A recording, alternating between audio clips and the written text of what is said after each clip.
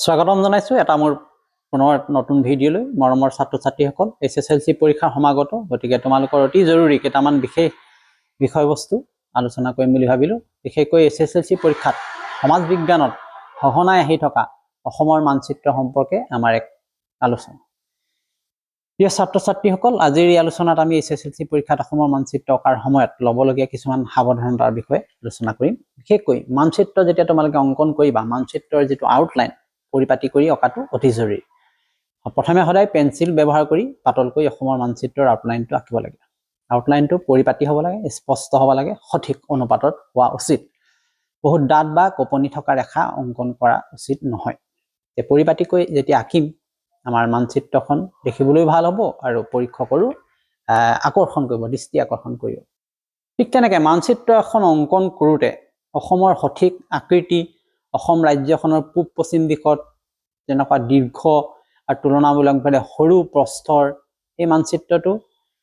বহুত বহল বা সৰু কৰিব নালাগে দক্ষিণ দিশত থকা বৰাক উপত্যকা স্পষ্টকৈ দেখাব পাৰিলে ভাল ঠিক তেনেকৈ মানচিত্ৰখনত অংকন কৰা প্ৰতিটো দিশ উত্তৰ পূব পশ্চিম দক্ষিণ সঠিককৈ নিৰূপণ কৰিব লাগে অৰ্থাৎ দিশ নিৰ্দেশ কৰাটো অতি জৰুৰী যেতিয়া আমি মানচিত্ৰখন চাওঁ তেতিয়া বুজিবলৈ সহজ হয় চতুৰ্থ গুৰুত্বপূৰ্ণ কথাটো হ'ল যে মানচিত্ৰ এখনত নদ নদী থাকে অসমৰ ক্ষেত্ৰত ব্ৰহ্মপুত্ৰ নদীখন থাকিবই সমাজেদি এই পূবৰ পৰা পশ্চিমলৈ বোৱা উচিত প্ৰয়োজন অনুসাৰে বৰাক নদীখনো আমি চিহ্নিত কৰিব লগা হ'ব পাৰে গতিকে এইটো অতি ভালকে মনত ৰখা উচিত নদী সদায় নমনীয় আৰু মসৃণ ৰেখাৰে অংকন কৰাটো জৰুৰী অসমৰ মানচিত্ৰখন আঁকোতে সদায় পাহাৰ আৰু উচ্চভূমিৰ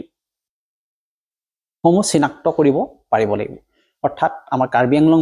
মালভূমি আছে উত্তৰ কাছাৰ মালভূমি আছে ডিমা হাছাও আছে এই এলেকাবিলাক আমি সৰু সৰু ত্ৰিভুজ বা ছাঁ দিয়া চিহ্নৰে দেখুৱাব পাৰোঁ গুৰুত্বপূৰ্ণ নগৰ স্থান তলৰ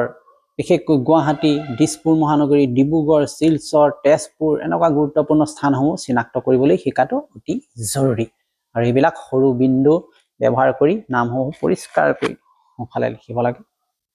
আৰু সঠিক লেবেলিং দিয়াটো মানচিত্ৰ এখনত অতি জৰুৰী হিচাপে বিবেচনা কৰা হয় অৰ্থাৎ মানচিত্ৰত বহুৱাবলৈ অহা স্থানবিলাকৰ লেবেলিং কৰাটো অতি জৰুৰী স্পষ্ট হ'ব লাগিব বানান সঠিক হ'ব লাগিব অনুভূমিকভাৱে লিখিব লাগে গতিকে একেটা ঠাইত অধিক নাম লিখি মানচিত্ৰত দিয়া অনুচিত সাধাৰণতে আমি অভাৰ ৰাইটিং কৰিব নালাগে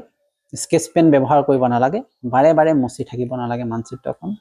গতিকে অনুশীলন কৰাটো অতি জৰুৰী অনুশীলন হৈছে সাফল্যৰ মাপকাঠি নিয়মিত অনুশীলন কৰিলে মানচিত্ৰ এখন অংকন কৰিবলৈ চাকে বেছি অসুবিধা সন্মুখীন নহবা তোমালোক গতিকে পৰীক্ষাৰ আগত অন্তত 5-10 বাৰ ঘৰত মানচিত্ৰখন আঁকি যাবা অসমৰ মানচিত্ৰখন যেহেতু একেবাৰে অহাটো খাটাঙি গতিকে তোমালোকক এই তথ্যখিনি জনাই এই কাৰণে দিও যাতে তোমালোকে পৰীক্ষা হলত মানচিত্ৰখন অংকন কৰোঁতে অসুবিধাৰ সন্মুখীন নোহোৱা গতিকে এনেকুৱা ধৰণৰ কৌশলগত বহুতো দিশ আলোচনা কৰিম তোমালোকে মোৰ লগত সংযুক্ত হৈ থাকিবা মোৰ পেজ ফলো কৰিবা পংকজ বৰা নামত আছে লগতে ইউটিউব চেনেল জ্ঞান সাগৰ সলিউশন তোমালোকে সাবস্ক্ৰাইব কৰি লবা ধন্যবাদ